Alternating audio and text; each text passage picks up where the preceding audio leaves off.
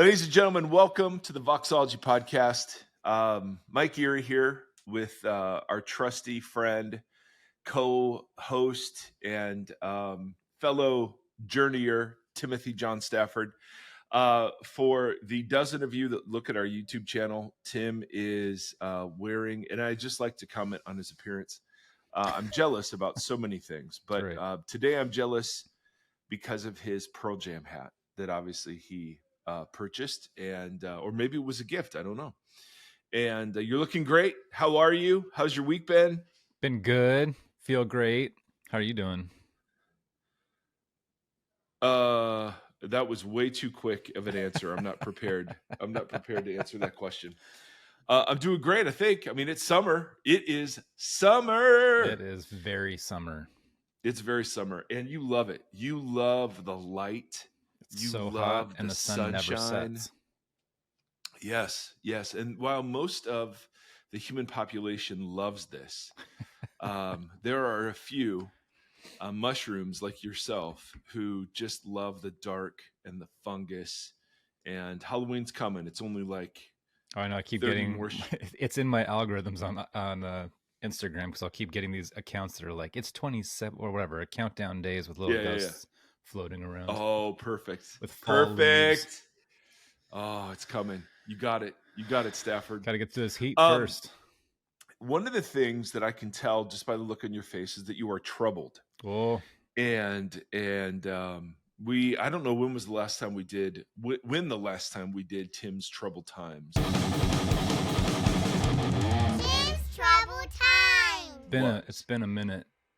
Yeah, but here we are. And that's not to imply that you haven't been troubled in the meantime. Just been trying to look at the life the other way around. Well, yes, and because of the abysmal failure of trying to look for the good, we just realized Tim's Troubled Times could take up the entire podcast every day for several hours. The Real Debbie Downer podcast. Yeah, there you go. But what do we got today, Tim, for this special segment? I have a question. This will turn into a question about how to respond to power over within the church. Ooh. So, and to start, this is somewhat against my personality, even to suggest or to even ask this, because a lot of it, like one of the things that we work on in therapy is that I'm hyper observant, and that's causing me anxiety because I see too many things that are happening. I catch things that are out of the corner of my eye and stuff that are happening, and more than most people do. And so it'll add to my anxiety because I'm paying attention to too many things at once. Yeah. And so that's a problem for my anxiety, but I'm not looking for a fight. I'm not like, I'd rather, like our mutual friend, we were always texting each other properties, like islands that'll go up for sale that pop up on Instagram. And it's like, we could just go build a compound here and not deal with any of this stuff anymore. Yeah. Glad I'm on that list.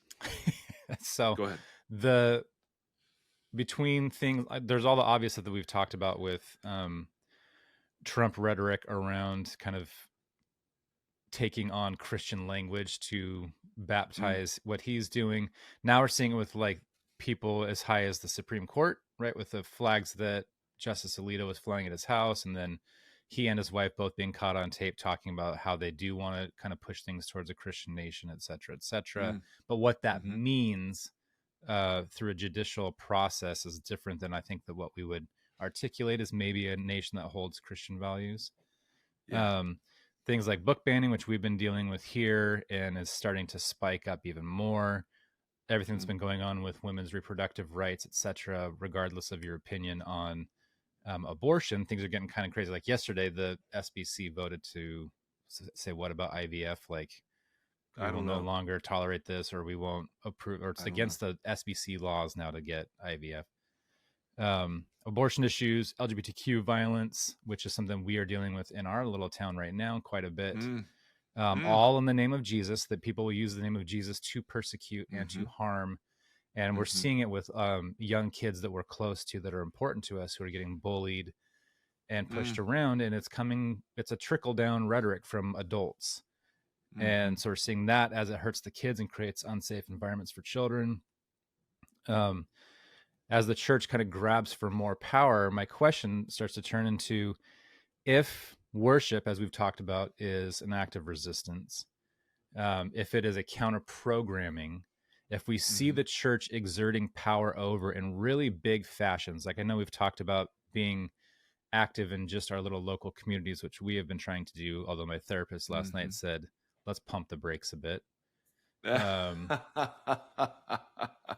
was a long conversation. Oh, Jesus was confrontational against folks using power yeah. over with God's name. There doesn't seem Mm-hmm. to be a dialogue or a desire for a dialogue, so that kind of Mm-hmm. makes that Mm-hmm. position difficult. I was thinking Yeah. about the Matthew 5 verse with the turn the other cheek, and how you've talked about that with being somewhat an act of resistance, right? Like if you get hit with a backhand, it's a sign of disrespect and to dehumanize, but saying turn the other cheek forces you to be slapped with an open hand, which then puts you on It's a an level equal. playing field. Yeah, so it's not, Totally. you're not responding with violence, but you are responding, and you are responding with Yeah. resistance to that power Yeah. over. Yeah.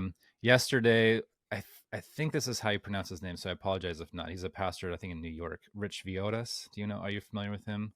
I am. He posted how to know if you're a Christian trapped in culture wars. It's just 5 little points. It says, we carry a God is with us, but not with them impulse, which I am Mm. also guilty of doing.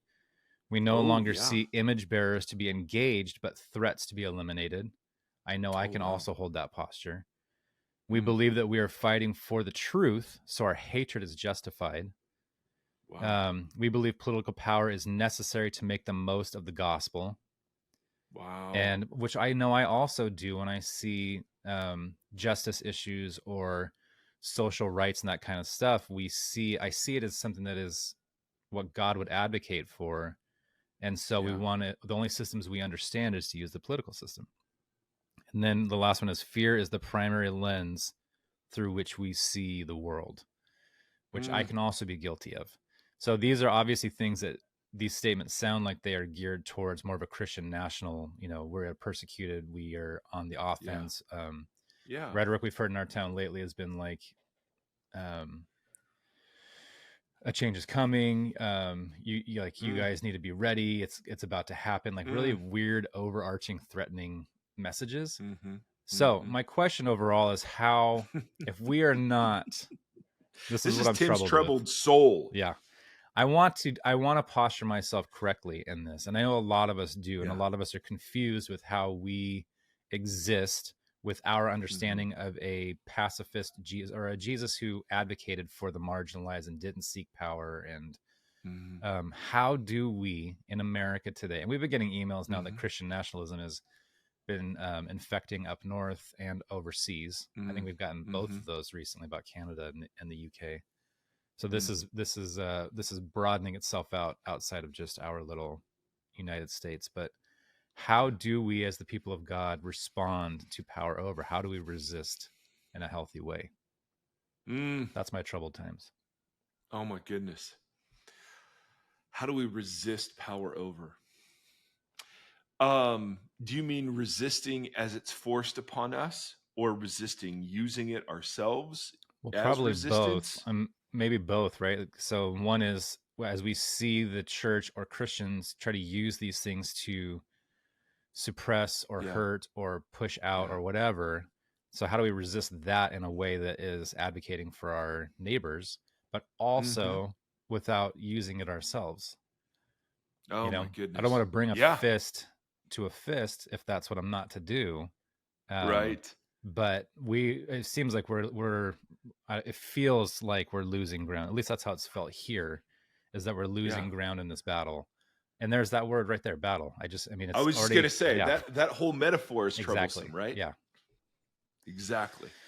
Um, well, I don't first of all, I don't know how to even think through specific instances. Right. But I guess, I mean, this is, first of all, Tim, I just absolutely adore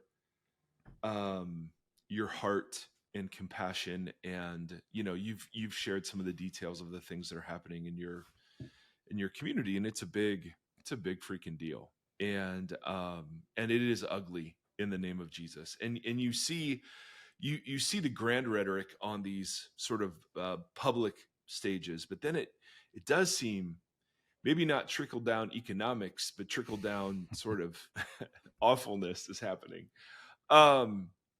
And so the fact that you went through the list and the first thing you said was, I can be guilty of these things too. Yeah. I think that already puts us on the path, Hopefully. right? Because we are called to resist. Jesus invited, when he says do not resist evil, he's meaning return evil for evil. Yeah. We return good when evil is done for us, but that good is a creative, non-passive good. Yeah. And our imagination is stifled by culture war, rhetoric. So there's always a winner, a loser. It's always a zero-sum game.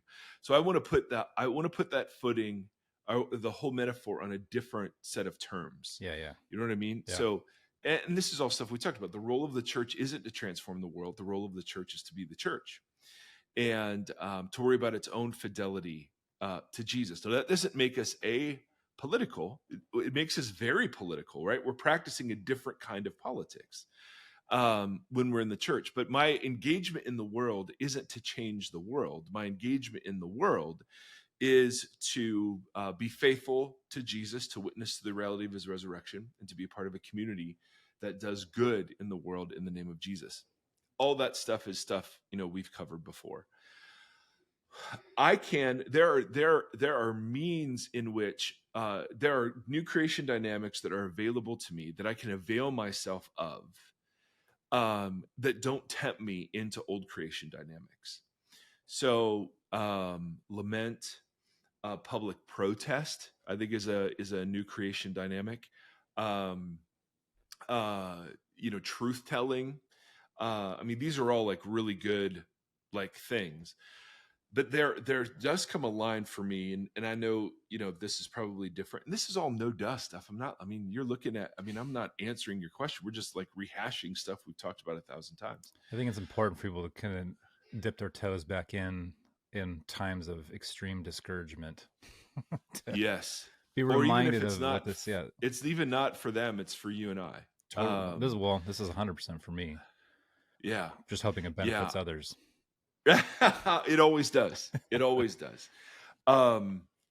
Yeah. So there are forms of resistance that make me more liable to engage in old creation dynamics in certain situations. So let's say there was a movement afoot, as there seems to be in some European countries, to eliminate Down syndrome.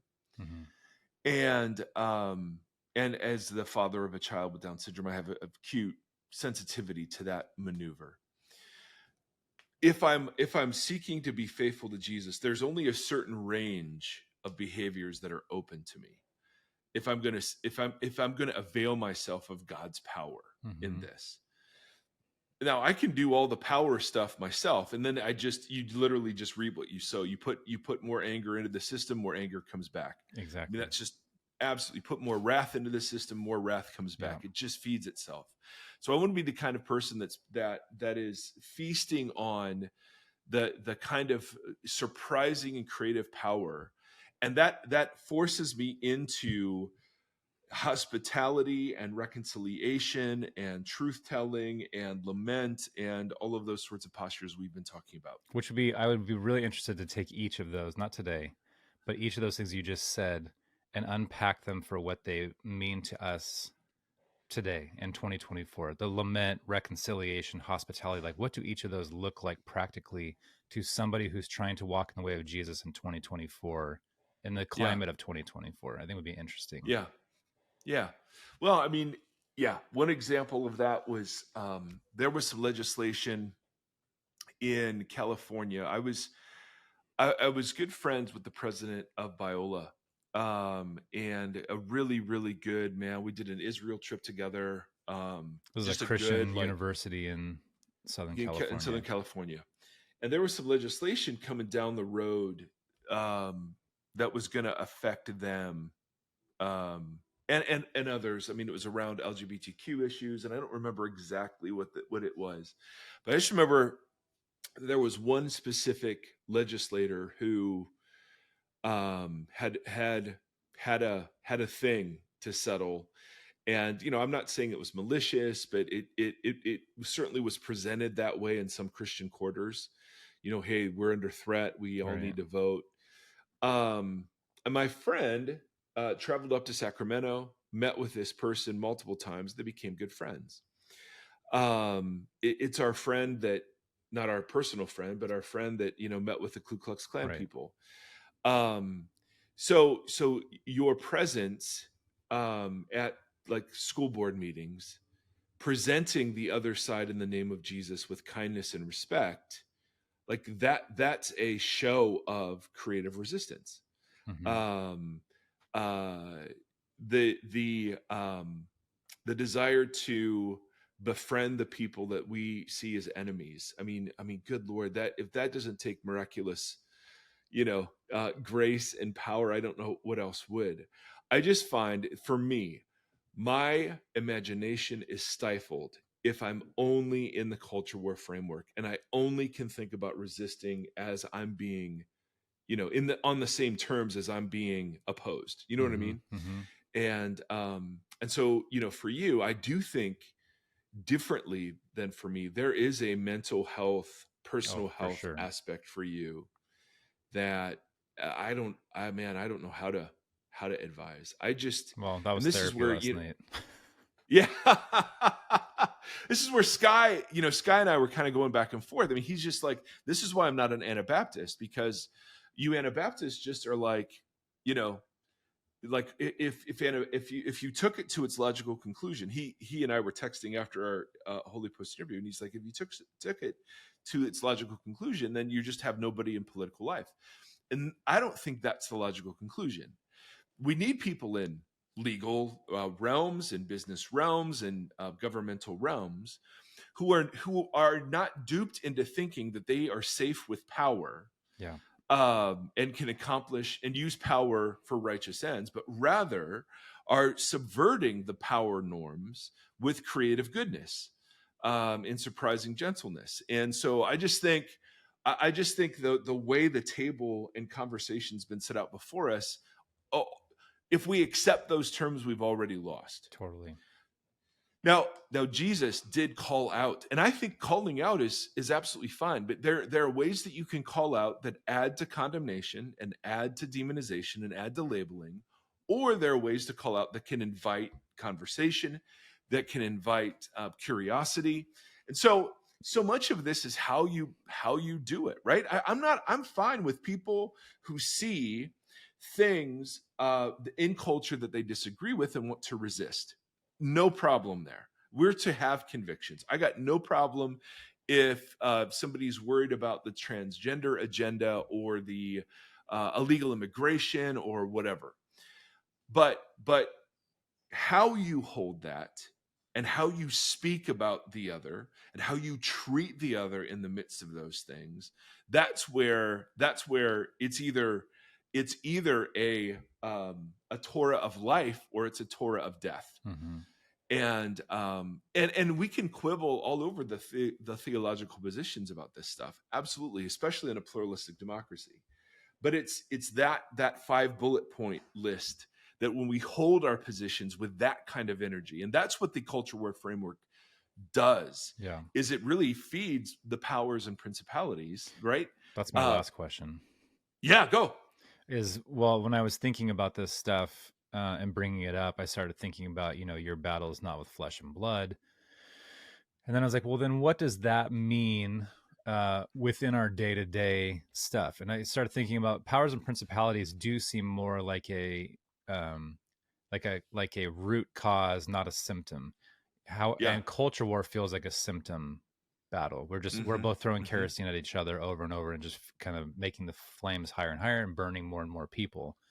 Whereas if my battle is not with flesh and blood and it's not with the person who's doing X, Y, and Z to power over others, but is with something that is creating that dynamic or is creating that chaos or is creating that whatever, like if there is a power or principality that is creating an environment that fosters this ideology and fosters self-preservation and hoarding of power and that kind of stuff, well, then that changes the way that we engage socially.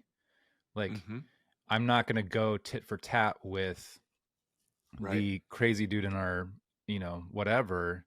We have to try to create a different environment that fosters curiosity and disables the powers and principalities. But that's a dramatically larger project than just getting in an argument with somebody. Yeah, that's it. And that's where Jesus really, really shows us the way. Jesus didn't just sit and criticize. He created the alternative. Yeah. And so that's where, like, I'm so glad to be a part of a church community in the South, or the beginning of the South, that is seeking, not perfectly, not even close to perfectly, but trying to embody in flesh and blood, because that's where the spiritual battle is. Like, we just had this conversation last weekend about how sin, salvation, and spirituality are all communal concepts. There's no personal relationship with Jesus kind of thing. And I had this sweet woman be like, dude, that's heresy. And it was really great. Our Q&A was really great this week.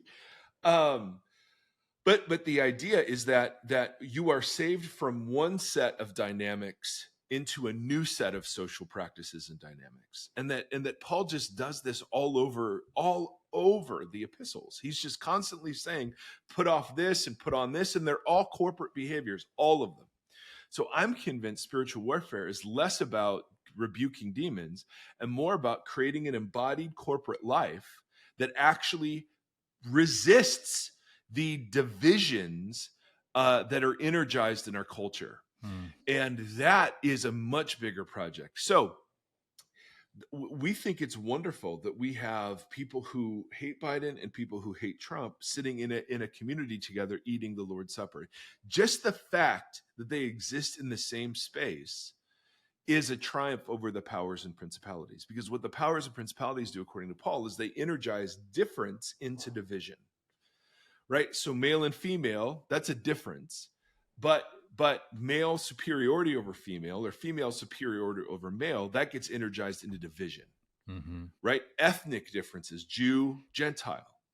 Right? Those are differences that are legit differences, and yet there are social judgments that accompany those that are to be resisted. So all that is to say, and I hate that this is like the perpetual answer, but we just keep coming back to creating a meaningful alternative and not just getting in arguments with people. Yeah. Jesus did prophetically call out, and I trust Jesus to do that in ways I don't trust myself to do that. What? Shane, yeah. I mean, Shane Claiborne's pounding guns into garden tools.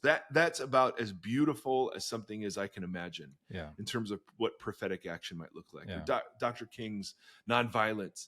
All of those things I think set before us. There does need to be, and I don't, and Fitch, by the way, in his Reckoning with Power book, has a whole set of practices about the power with community. And one of those is a certain kind of truth telling that we do have to engage in. Absolutely. And so what you do when you go to school boards and you testify, you go to school boards and you stand up for people, like, that matters. That's important. It's just the same damn temptation over and over and over again to meet the enemy, or to see the enemy on its own terms. Yeah. So I think we're permitted to have opponents in the text. Jesus had opponents. Paul had opponents, right? He will name some of his opponents, but we're not allowed to turn them into enemies. And to me, the difference is I can value someone's imago Dei-ness and totally disagree and disapprove of the way that they are imaging whatever it is they're imaging into creation. But I still see them as someone worthy of dignity and honor. Yeah. Whereas an enemy, when I enemy somebody, I'm dehumanizing, right? I'm turning them into a label. I'm turning them into an action. There's no complexity or curiosity there. It robs me of all of my new creation dynamics. And again, all this stuff sounds great in theory, but imagine if you had the remnant of a church who just simply made, and I think there are examples of this, who made its mission, rather to win a culture war, to simply embody the social practices that Jesus himself embodied, and then the social practices where God's resurrection power rests upon those practices. I think that is the mission of the church. And that is not only the countercultural, community that we're to be, but also that's where I truly think like resurrection power resides in our weakness. So I don't know, man. I try to really guard the amount of Christian nonsense into my heart, because Right. I have such a hard time not turning opponents into enemies. And I get that totally. And I think I'm actually, in that regard, I've been getting better at that, surprisingly so. But as it's Pride Month and I'm watching friends and family members be put into unsafe spaces as we talk with students about suicidal ideations because of the way that X, Y, and Z has spoken to them, that's hard because it's immediate. Like these are kids' lives who are in danger. And so while some of these ideas make sense for trying to help create a culture or whatever, however you want to phrase that is turning towards Jesus in a way that means not just like we're becoming Christians, but actually like taking on these new creation dynamics, this immediacy right now of like helping these kids to be known and to know that they are, important or whatever, however you want to phrase that. But if that stuff feels immediate, and then when you feel the immediacy, I know, but then when you feel the immediacy, your tendency is to go for an immediate, intervention. And oftentimes that'll be, well, I just don't know what it looks like. Yeah, I don't know. Yeah. It feels heavier. It's the same thing during Black History Month. Like we're as white cis, like we're so threatened by everything, and then and that's evil, and we're allowing evil. But while people debate that, there are kids who are harming themselves because they don't feel safe. So it's knowing how to interject into the immediacy and the flesh and blood of it, and not let it just be a rhetorical conversation, I think is where I continually find myself, is like I want to resist so that people can have life. And then but I don't want to do it incorrectly. I don't want to just fuel the war, but I do want to make sure that these kids are safe. So that's the kind of stuff that I'm continually wrestling with, that brought all these ideas up, is like, how do I do this healthy? How do I do this in a way that advocates for life and not conflict? Right. And I don't know. I mean, there may be times when our only options are bad options. I mean, it's like we talked about with physical force. Like, I certainly don't want, and this is, again, I hear Sky's voice in this. I don't want, like, this is just great theory. So yeah, Tim, I mean, I love it. And I guess it matters to me that we're sitting in the tension and mess of it all. Yeah. Because when there's none of that there, that's when I kind of get worried. Yes, 100%. Where I do think, I mean, yeah, if there are times, and again, I mean, both you and I, because we're such good friends, we know of situations in our lives where we've had to exercise these sorts of things. Totally. And it's not easy, and that's why no one does it. You know what I mean? It's so much easier to grab somebody and shake them and just go, what are you doing? Do you see what you're doing here? And maybe there are times for that. I'm not totally opposed, but I hear my friend, Sky's voice in the back of my head saying, it's just so impractical. But that's exactly the reaction Jesus got. Mm-hmm. Like, you don't hear the Sermon on the Mount and go, oh yeah, that's going to get the Christian agenda across. No. So if that's the reaction people have, then I'm like, okay, then maybe we're on the right track, because it's not practical. You know what I mean? Mm-hmm. But I think it's the only true way anything gets done redemptively in the world. Yeah. Is in the surrendering to powerlessness, weakness, to my own limitation and whatever. I just think that's how the real stuff gets done. So I don't know, man. I was talking to somebody who had I had a question about Pride Month, and he's like, well, what should we do about it? And I said, well, I don't know if this is true, but it seems like Pride Month is it only exists because of the failure of the church. To not have honored and dignified, people. And again, I mean, we can debate the theology of it all day long, but like, those aren't enemies. When the church leaves no room for people to wrestle, well, then they're going to create other identity marking and making communities that, provide dignity, honor, and value. Yeah. And so not rocket science. Yeah, it's even like Black History Month. I mean, that's failure of the church in my mind. I mean, that's just, and again, I'm a part of it all. So I'm not just taking shots at some nebulous sort of corporate thing out there, but I mean, we really haven't done a good job honoring ethnic differences, and we haven't done a good job helping people wrestle with sexual issues and gender issues. And so I don't know, man, I could be totally wrong, but I'm absolutely captured by the idea that this is a corporate salvation, in the words of Joseph Hellerman, is a community making event. And the primary way the kingdom comes forth into the world is through communities of weakness, of communities of people who are dedicated to, the new creation dynamics that limit us to power with. Yeah. So I was actually thinking about that with the Matthew 5, with the turning their cheek stuff, with that power with is not just, I mean, you can tell me if I'm wrong, but it's not just a descending idea of someone not having power over, but coming alongside, but even the person who is being marginalized is coming up alongside. Does that make sense? Like there's like no, say it again. With the turning their cheek, the idea there being like, I'm turning my cheek so that when you open hand hit me, it is a sign of equality. So in that way, I'm bringing myself up alongside as that person is being brought down alongside. So it's like, there's an interesting dichotomy there of both coming to that equal ground. Yes. The other thing I was thinking about too is like and this can be the last thing, but my relationship with my wife is very complicated. She's the person I'm the most close to in the entire planet, in my entire life. And our relationship is complicated as two human beings trying to love and exist together.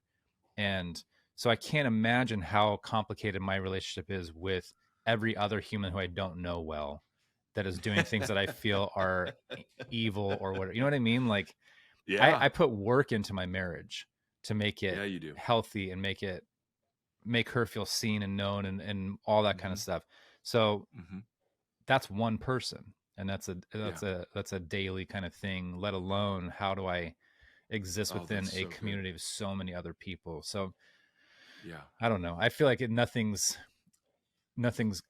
fully, or some things are, but most things are not just black and white. They're, a varying shade of colors that you have to, I think it really comes down to like you said, we have stifled our imagination and our creativity and curiosity, and that shows. And we need to reignite the Christian imagination to really take on the fruits of the Spirit and all the different facets that it kind of marks out. It's a good list. Yeah.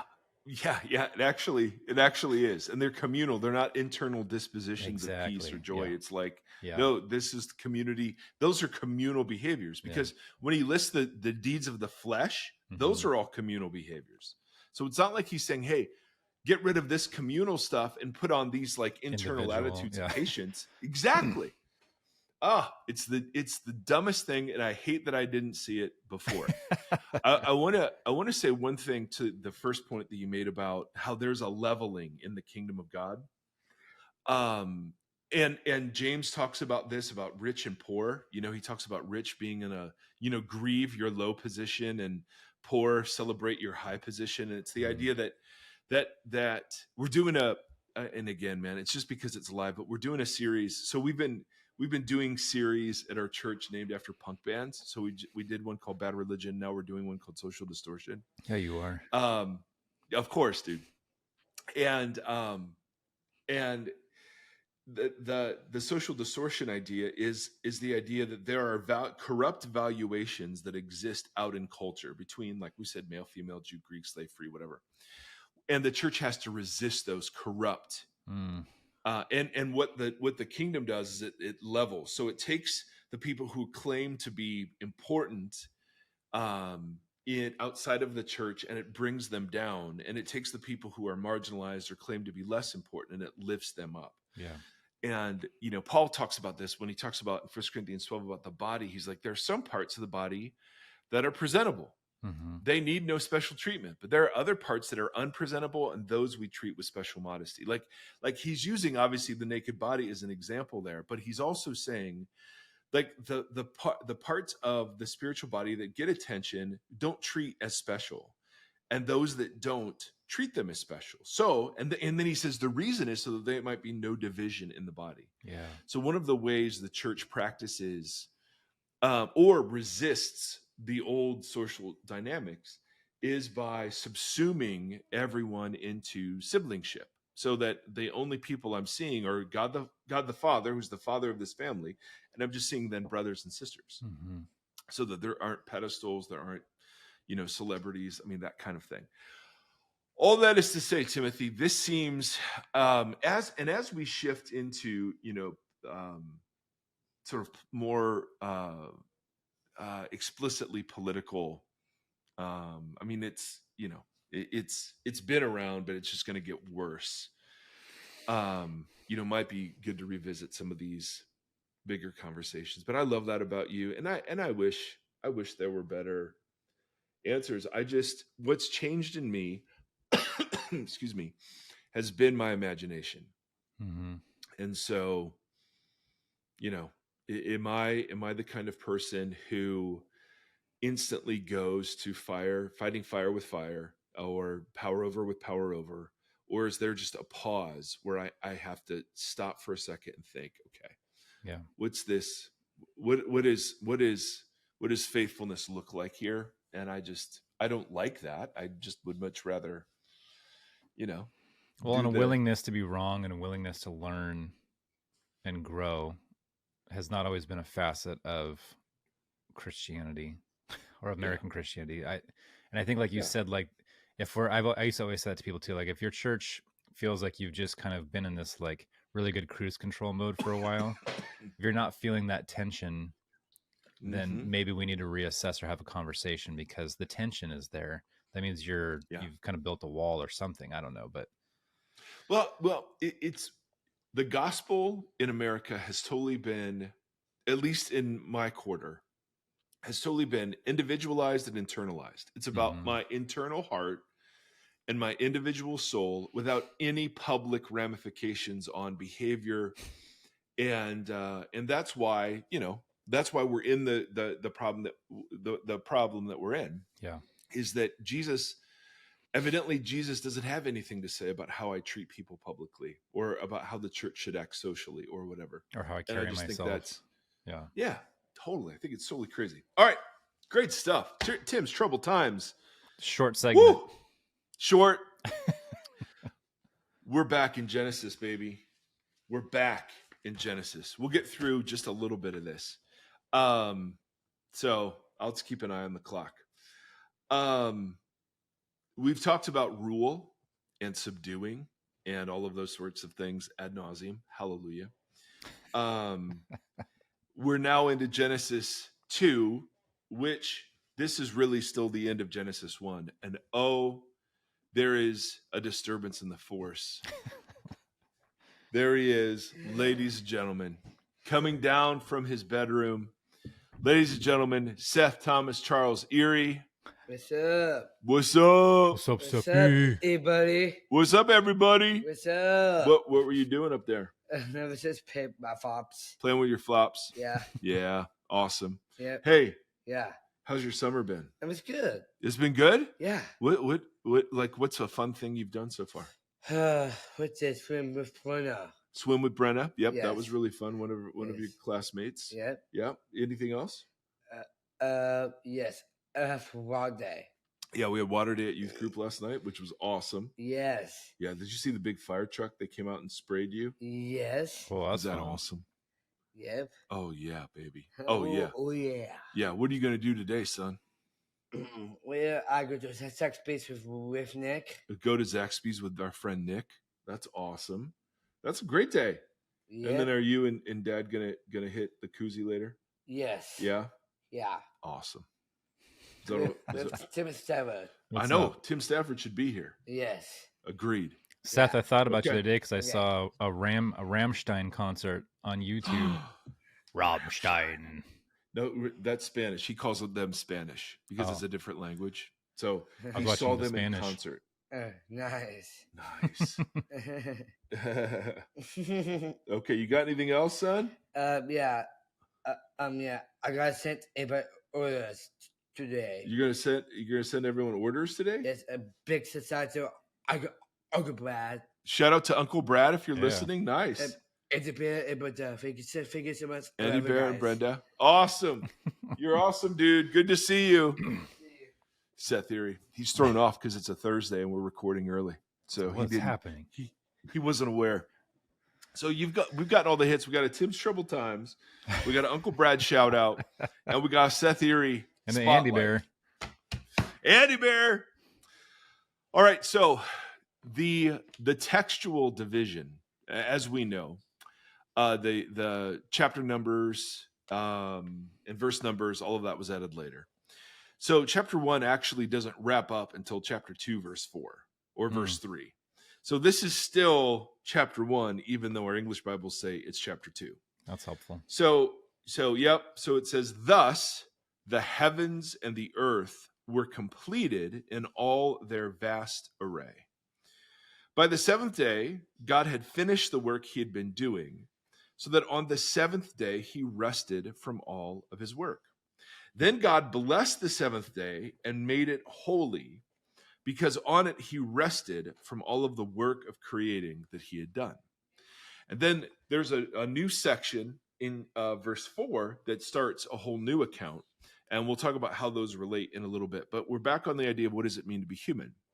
And so, interestingly, as we've talked about, what it means to bear God's image and to rule, subdue, all of those sorts of things, you're getting this day pattern, right? The first day, there's morning and evening. The first day, morning and evening. The second day, there's this recurring theme that happens that excludes the seventh day. There's no morning and evening on the seventh day. It's just then God blessed the seventh day and made it holy, because on it he rested from all the work of creating that he had done. Yeah. Now, it's interesting that, so we want to ask several questions today. One is, what is it about the 7-day sequence? Is there something being communicated around the idea of 7 and the idea of days, and how would that have been understood? Now, obviously, 7 days has been a source of, dramatic conflict within the church about are these literal days, and if we had time to do like a full accounting of Genesis, I would make the case strongly that no, these are not literal capsules of time. It's communicating something much more beautiful than that. Yes, Sethy. Sethy is over to my right, raising his hand. Yes, sir. So it's we forgot about versus Christ. I forgot how a young companies firefighters. Yes, Sethy. There was something in there about Jesus Christ and calling firefighters and the police. And those things often go together, don't they? Yes, absolutely. Particularly at youth group, when the firefighters came over and just attached to a hydrant and sprayed the crowd dramatically. Now, one of the things that's interesting, and in order to answer the question, what does the 7-day creation communicate? And what does it communicate about God? What does it communicate about humanity? We've got several different building blocks we're going to have to spend time on. And obviously we won't cover them all this episode, but let's do at least the first one. One of the building blocks that we have to, that is going to help us understand that what the 7-day cycle means, is that when you look at the 7 days, the first the fourth, and the seventh day deal with time. And I'm going to have to explain this a little bit, but this is one of the building blocks that's just going to sit by itself in the back of our brains while we weed some other like building blocks together, and then it'll kind of show, I think, hopefully beautifully. So on day one, God said, "Let there be light," and there was light. God saw that the light was good, and he separated the light from darkness. God called the light day, and the darkness he called night. And there was evening and there was morning the first day. Now, the question is, what did God create on day one? My initial answer is, well, he created light. He said, "Let there be light," and there was light. And to our 21st century scientific imaginations, light, I mean, that's photons, and those photons come from the sun, and yet the planets aren't made until day 4. Yeah, totally. So what is happening here? And I don't have time to show all the scholarship, but John Walton, Tim Mackey, others argue that what God is creating here isn't light, but rather time. Because to create something, and this is John Walton, this is very confusing. But and there are scholars that disagree with this, but I think he makes a really great case. To create something in the ancient world doesn't mean to bring it into material existence. To create something means to name it as part of an ordered set, or to give it a function. And so what's being named here isn't light. What's being named here is day and night, which is an order of time. So later, biblical writers will talk about that God is light and dwells in light. And in fact, in Revelation, you have that very famous passage that in the new temple, there'll be no sun, moon, and stars. God himself will be their light. So the idea here is that God isn't creating until he names something. And when he names something, then he's created it. And what he names here is day and night. It's an order of time. Yeah. Does that make sense? And again, there's a whole truckload of scholarship around what it means to create something in the ancient world. And Walton has really led the way. Excuse me. Sorry, buddy. Walton has really led the way in the idea that you're not creating things ontologically, bringing them into existence, but you create things when you order them and name them as part of a functioning whole, and give them a function. That's why the man names the animals even though he doesn't create them. And so it's a fascinating rabbit trail that we don't have time to get into. But what does it mean to be part of a 7-day sequence? Well, it's interesting that the first, fourth, and seventh day deal with time. So that's the first building block of this whole thing. Well, how does the first day deal with time? Well, when we read the text, "Let there be light," and there was light.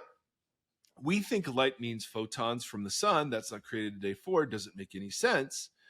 But what he names here in the first day is day and night, a unit of time, right? And then it's, so that's day 1. Day 4 is, and God said, "Let there be lights in the vault of the sky," but then he gives them a function to separate day from night and let them serve as signs to mark sacred times and days and years. So these lights in the sky are there to mark out what? Time. Yeah. Days, seasons, years.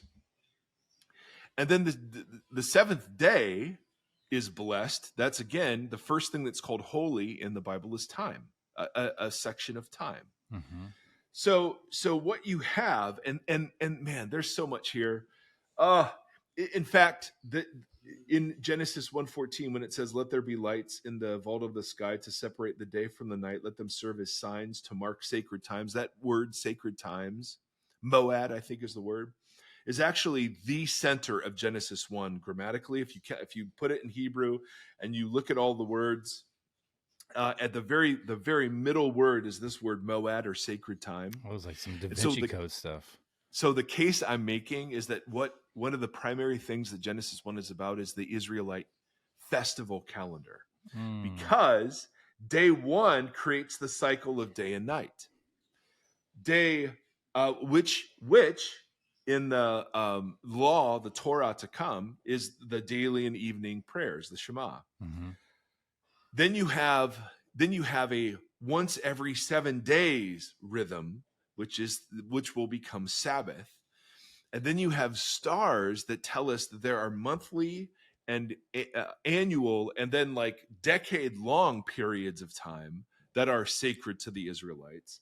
So you end up with a daily rhythm of prayers, a weekly rhythm of Sabbath, a monthly and yearly rhythm of festivals, and then like the Jubilee cycle. Right. And all of that's embedded right here in Genesis 1.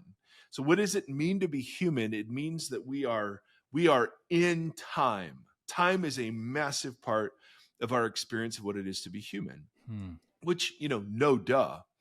But the first thing we want to say, and one of the most important things we want to say, is that Genesis 1 is about establishing order through which the human will now experience life.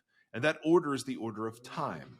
And that time is broken up into daily chunks, weekly chunks, monthly chunks, yearly chunks. And all of that is reflected in God's work in the heavens. Does that make sense? So it's absolutely brilliant because, again, when we get to Leviticus or other places in Torah where we're showing the festival calendar, it's all they're all called moad, which is sacred time. But sacred time is reflected daily, weekly, monthly, yearly, right? Every 7 years, every seventh year. I mean, it's just absolutely brilliant. And so it sits here right in Genesis, kind of buried beneath all of the debates about, how long ago was the universe created, and was it in 6 24-hour days, or was it over a billion of years? That's so not what this is dealing with. Totally. All right. So building block number 1 is that we're dealing the first, fourth, and seventh day deal with the order of time. And those days get turned into festival years. And festivals and daily rituals and weekly Sabbaths. Make sense? Yeah. And that central to human life is that repetitive cycle.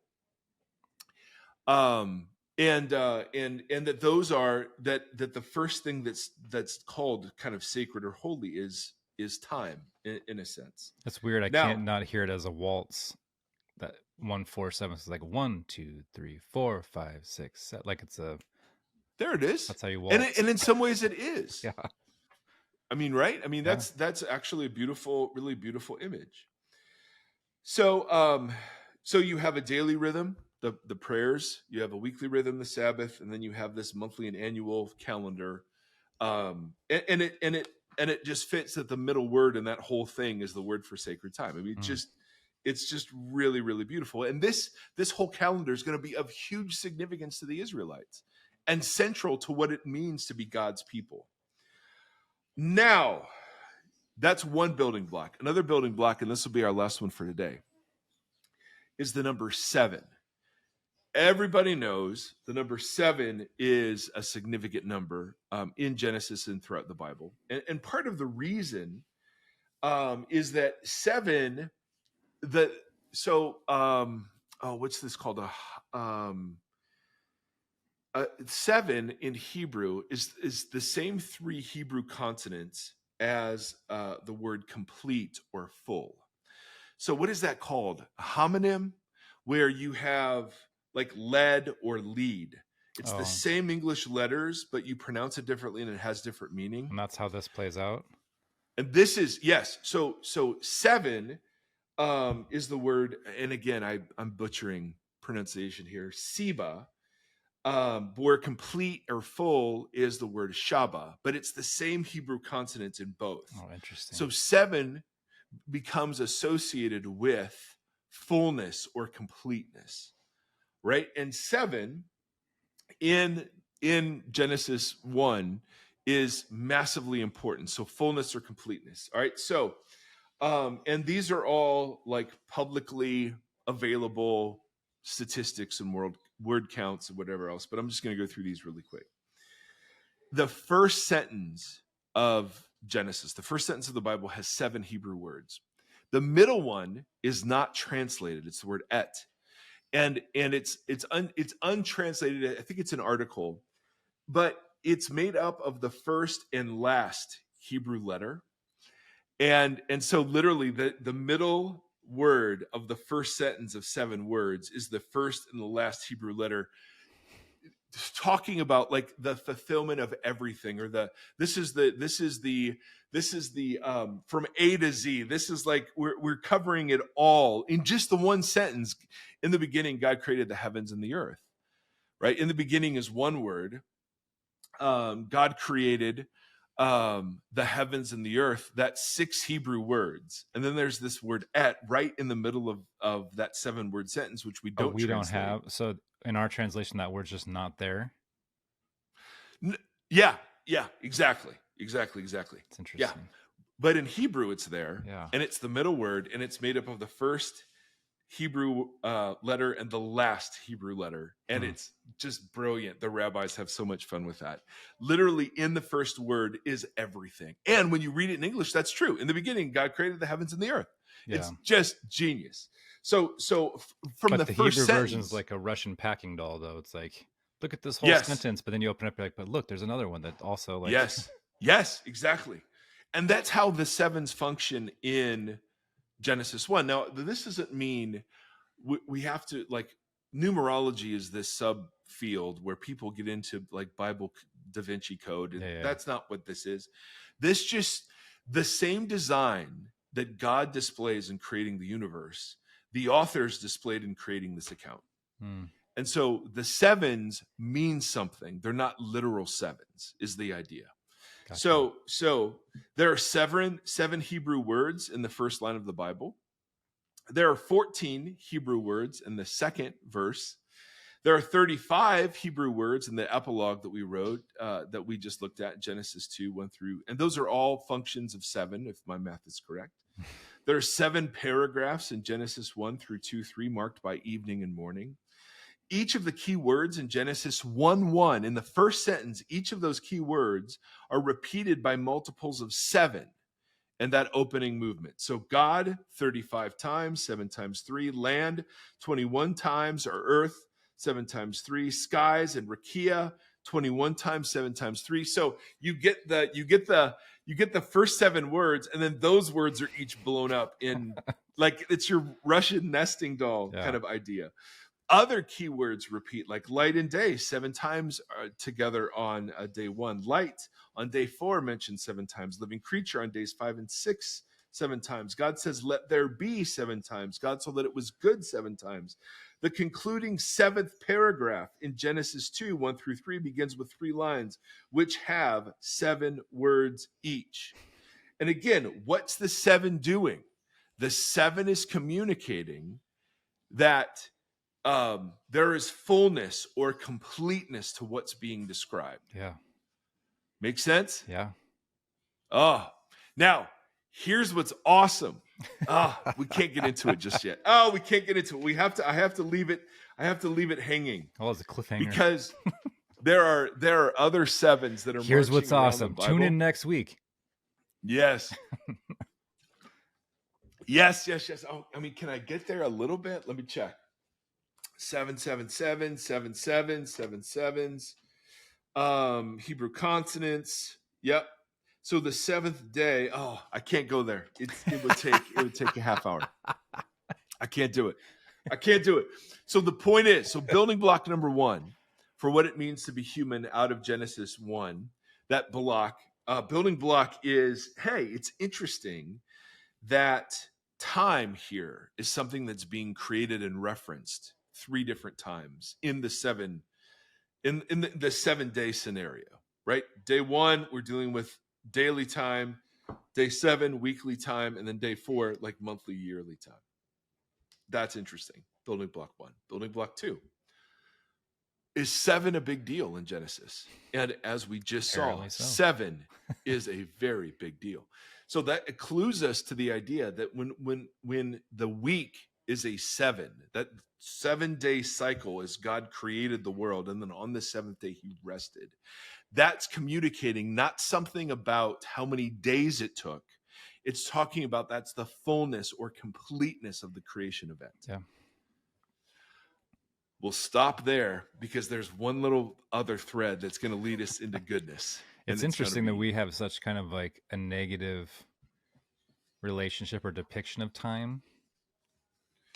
Yes. You know what I mean? Like, yes. I'm out of time. I never have enough time. I'm getting older. Totally. Death. Everything is kind of a negative. So it's interesting to kind of see this framework of an intentional creation of time by God that we have somehow misconstrued or have allowed to get polluted, which I guess is just kind of what we do with everything. So maybe it's not that surprising. Well, and living under the sentence of mortality, which we've flirted with so much over the years of like talking to. Well, we courted with like a chaplain who had been working with people in hospitals or on death. I don't know, but our relationship with death is not great. No, so that's coming. So time for us. So here it's a gift. It's part of God's good world. It's blessing. It's like there is comfort in the cycle of day and night and week after week and year after year. But now that's become, tyrannical to us because, we're running out of it. We only have so much of it. Yeah. And so it feels like a curse. Yeah, it does. But the gift of time itself is not. Ooh, I'm gonna sit with that for a while. Yeah, and that's why in some segments of the evangelical church to kind of reclaim the idea of sacred time, whether it's Advent or Moab, is that what you said? Moad. Yeah. I don't know if that's how you pronounce it. But like Advent or Lent or Epiphany, like there's something about the church calendar and like embracing the seasons of sacred time that's really attractive to a whole bunch of us. Because like, you're coming up on Christmas or Easter and those are just, they've become holidays. They're not like pieces of sacred time or festivals, that have any spiritual sort of attachment for most of us to them. And so I don't know. It's just interesting because the command to rest on the Sabbath is going to be really, really important for what it means to be human. And so this is all being set up in Genesis 1. That's the cool part. Yeah. It's interesting. All right. Cliffhanger. Bang, bang. I don't know what that was. So is that the little thing from Inside Out? I don't know. We just watched that trying to get ready for maybe it is. Yeah. Is that like the elephant's name? His like imaginary friend? I'm not sure. My imaginary friend was named Ellis. Ellis? So no, I just made that up. I have no what idea. A sophisticated name for. I think mine was like Teddy. Ellis Schuster the Fourth was she was an attorney and naturally lived in New York. So yeah, totally. Anyway, friends, to be continued. And if you're like, I don't like ending on a cliffhanger, first of all, blame it on Tim's troubled times. And then secondly, if you'll listen again, we'd be delighted. So if we didn't scare you away this time. Same bat time, same bat channel. See ya.